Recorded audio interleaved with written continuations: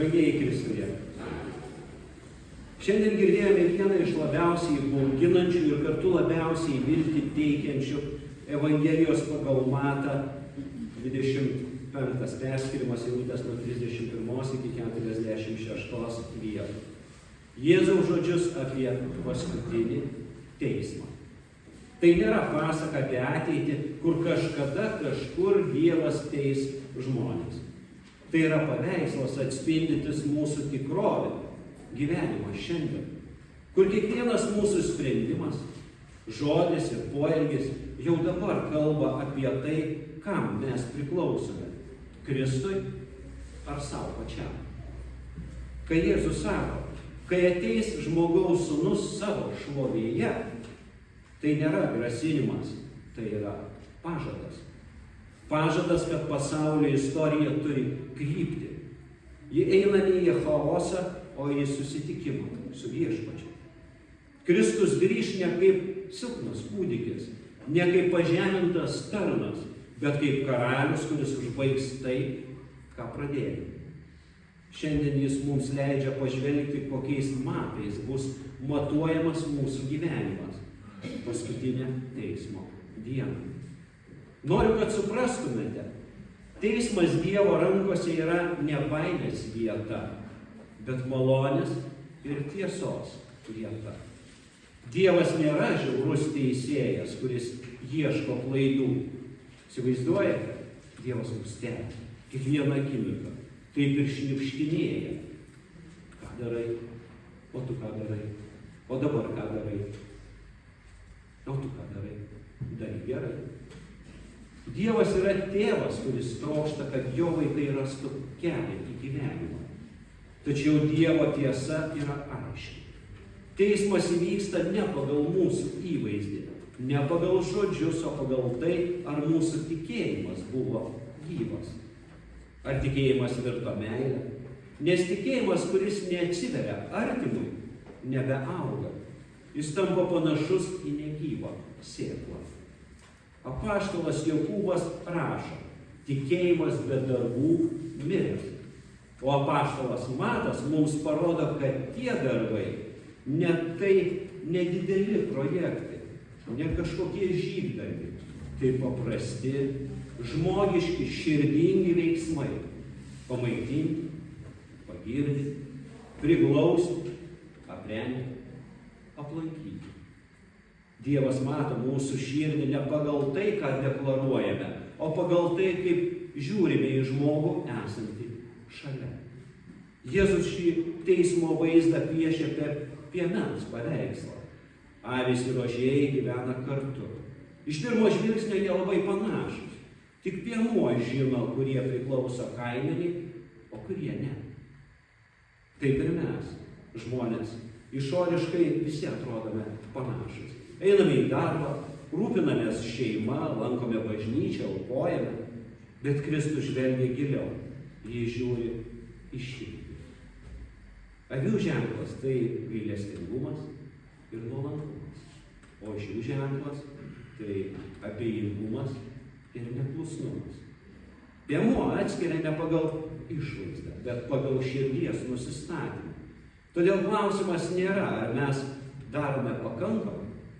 Klausimas, ar mūsų širdis dar gyva, ar joje dar rusena meilės ugnis. Štai šios skyriaus šerdis.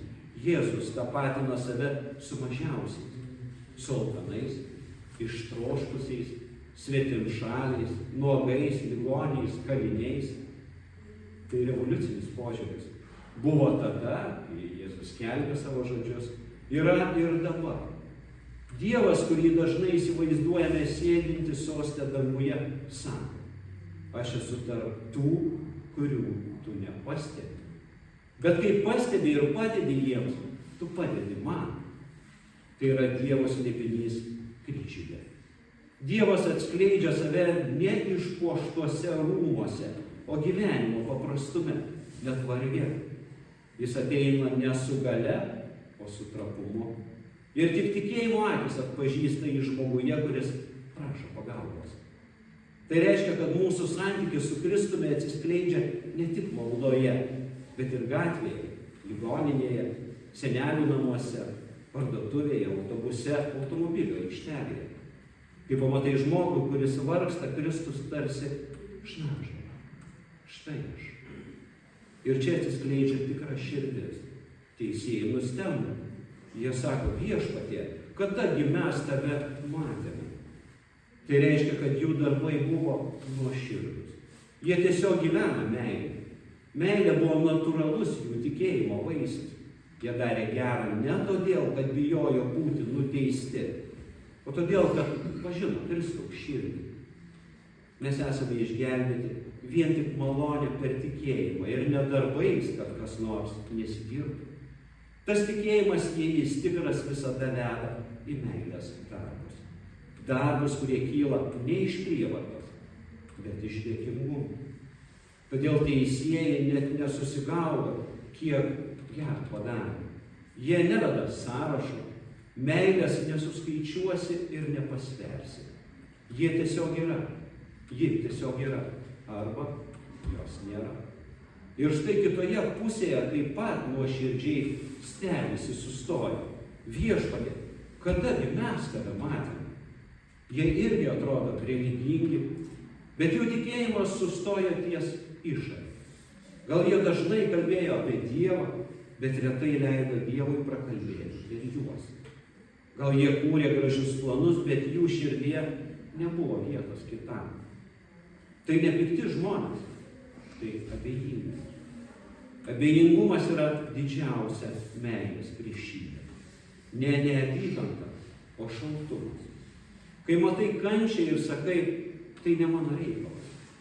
Bet Evangelija kviečia ne tik tikėti Kristų, bet ir gyventi Kristų. Yra žmonių, kas šią Evangelijos vietą priima su baime. O kas, jei mane pastatys kairėje? Bet pažvelkime kitaip. Teismas nėra Dievo kerštas. Tai tiesos diena. Diena, kai išryškės, kas buvo iš tikrųjų. Dievas nekuria dviejų grupių. Mes patys jas kuriame savo pasirinkimais. Kiekvieną kartą, kai pasirenkame mylėti, žengiame į šviesą. Kiekvieną kartą, kai nusisukame, pasiliekame tamsoje. Ir vieną dieną tai taps akivaizdu. Teismas yra šviesos proveržis. Ir jei mūsų širdyje gyvena Kristaus šviesa, mes neturime ko bijoti, nes jis yra mūsų teisumas.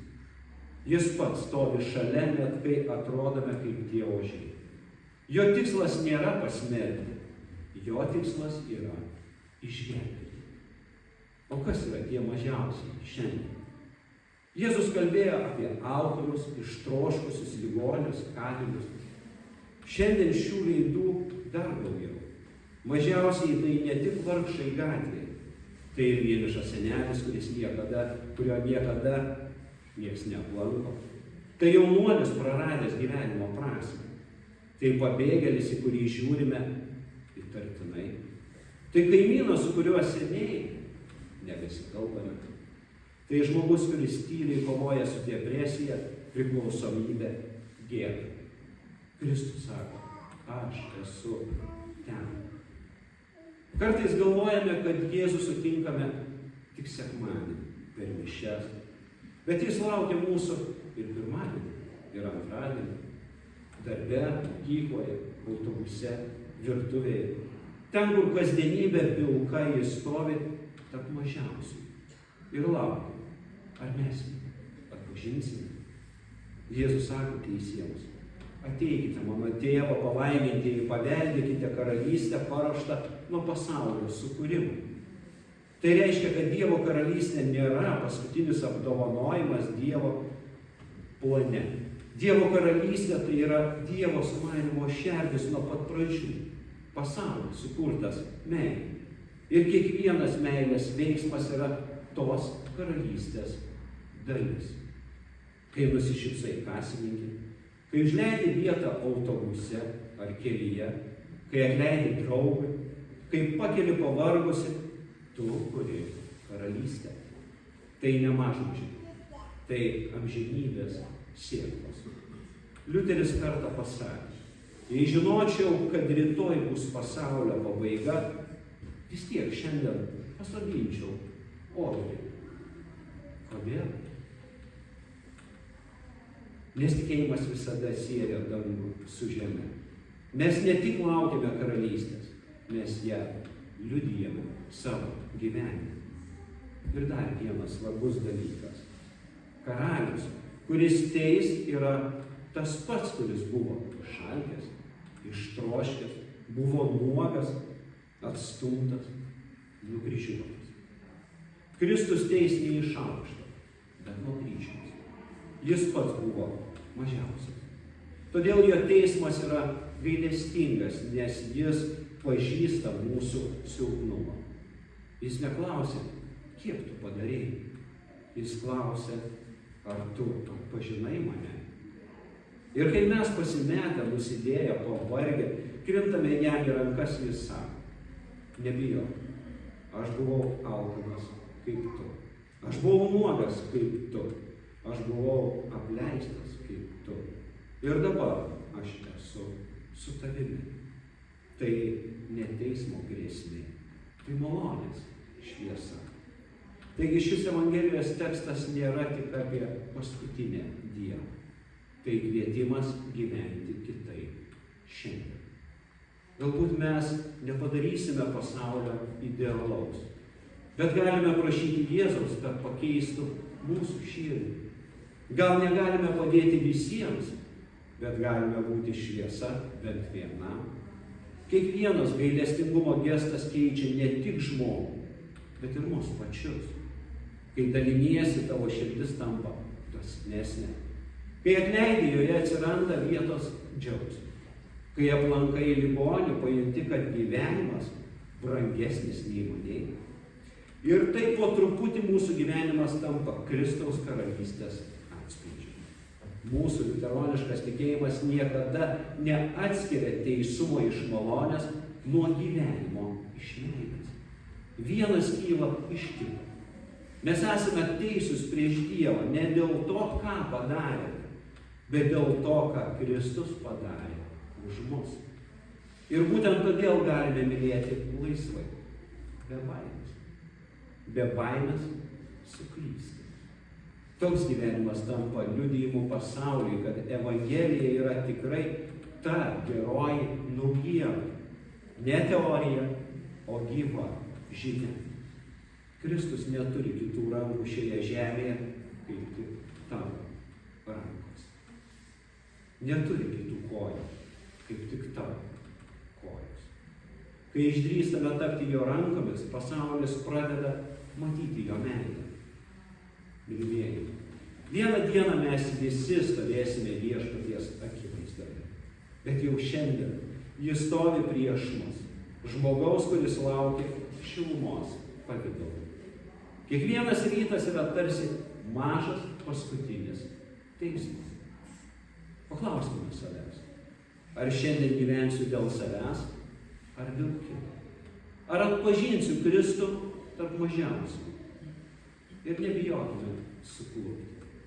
Ir kai suklumpame, o suklumpame visi ir dažnai, jis vis tiek lieka mūsų karalius. Karalius, kuris pirmas nusilenkia. Karalius, kuris teisia, bet kartu apkabina. Karalius, kuris sako, ateik mano tėvo palaimą.